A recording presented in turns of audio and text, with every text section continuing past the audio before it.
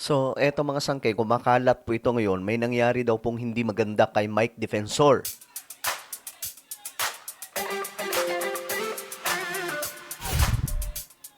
Okay, magandang oras po sa inyong lahat. This is me. We are back dito sa ating YouTube channel. Sa mga hindi pa po dyan nakakapag-subscribe, guys, isubscribe nyo na po yung ating YouTube channel para lagi po kayong updated, no? Sa mga ginagawa po nating content, mga komentaryo, mga opinion, etc. Subscribe nyo na. Sa mga nanonood po sa Facebook, i-follow nyo po yung ating Facebook page. Ito nga, mga sangkay, meron daw pong ganap, no? Meron pong nangyari daw kay Mike Defensor. Na ngayon, mga sangkay, nilabas po ito ni Tulfo. Si Ramon Tulfo ang naglabas ng impormasyon. At kalat na kalat na po ito ngayon, mga sangkay, kasi syempre, pinakalat po niya eh. Ayon po sa kanya dito, ito muna yung video. Pakita ko muna sa inyo yung video.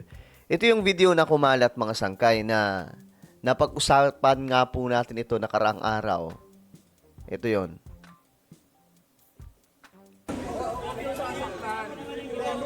Sasaktan mo eh. Nakita ko eh. Mukha yung ginagawa mo eh. Tumatawa pa po, mga sangkay, oh. Tumatawa pa po. Ito siya. Ito yung sinasabi ni Ramon Tulfo. Dalawang beses na kami ni Ray na BJMP. Sir, bawal po. Bawal, sir. Bawal. Ghost month na, yung Ghost Project, wala pa rin.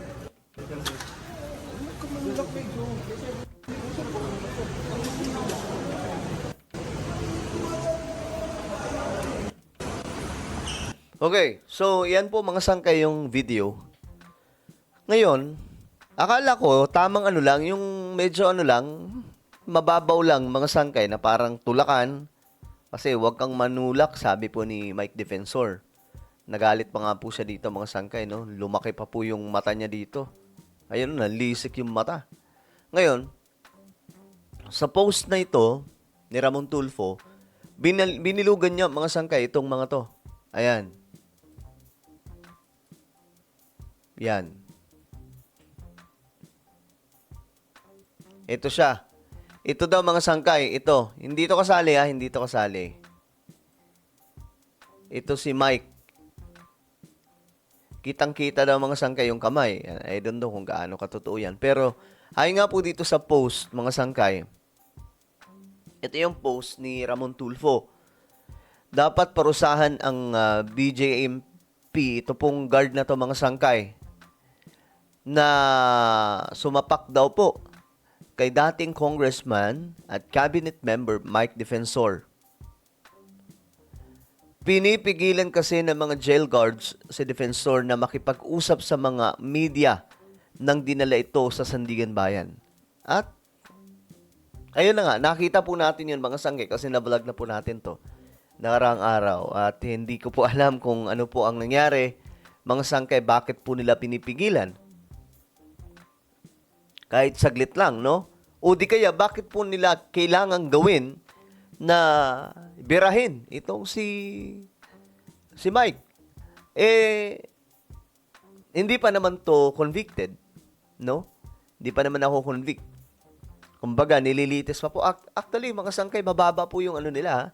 Kaso, for me, mababa po kasi hindi naman po sila yung tipong nangurap, eh. Kasi hindi po sila nanguha ng pera ng taong bayan. Kung tutuusin, ano pa po sila dito eh? Kumbaga may nilabag po silang batas.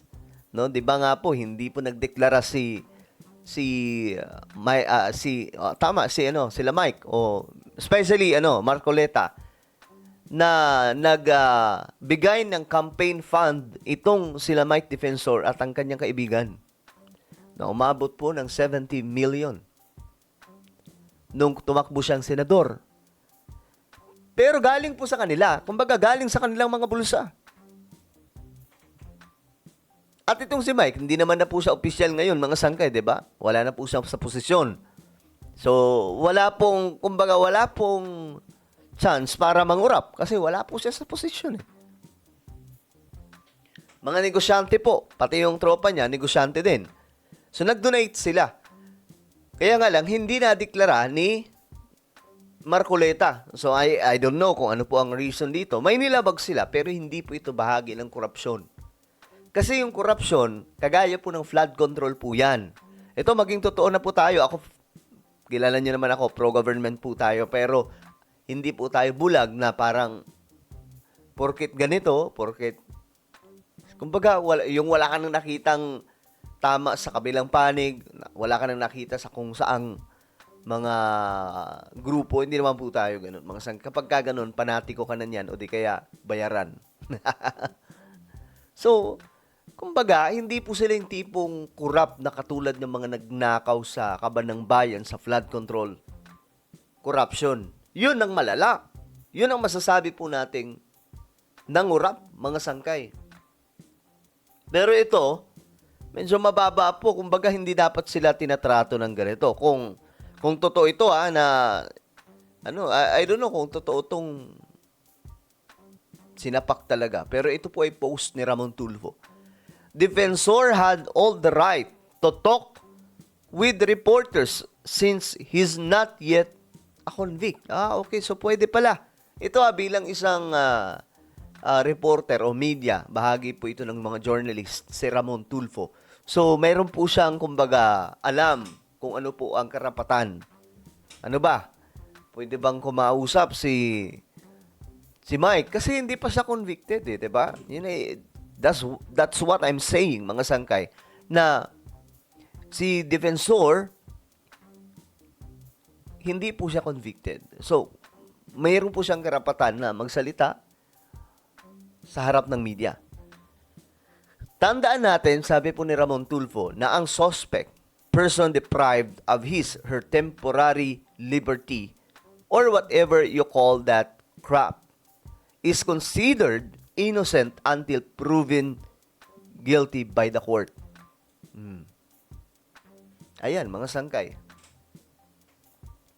So, ang ginawa daw po ng guard na ito, na ayan po mga sangkay, dapat daw po i-kondena. Dapat daw po maparusahan. Baka nga ma-promote pa yan. Ako mga sangkay, yun nga, maging patas lang po tayo. Na maging patas lang. Kung may kasalanan sila Mike Defensor, then panagutan nila sa batas yan. Pero yung ganito mga sangkay, ito yung video.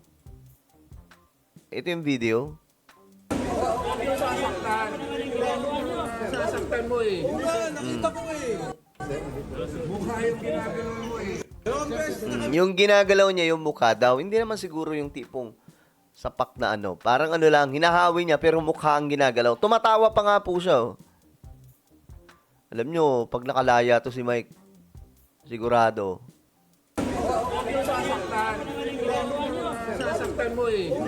nakita ko Mukha yung ginagalaw mo Ayan humingiti pa Ray Dana BJMP. Sir, bawal po. Bawal, sir. Ghost Month na, yung Ghost Project, wala pa rin.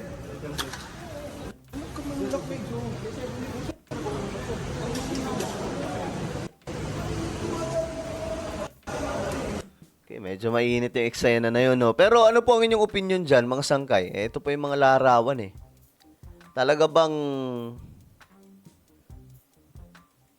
tinamaan si Mike? At ano ang nakita nyo dito? Ito,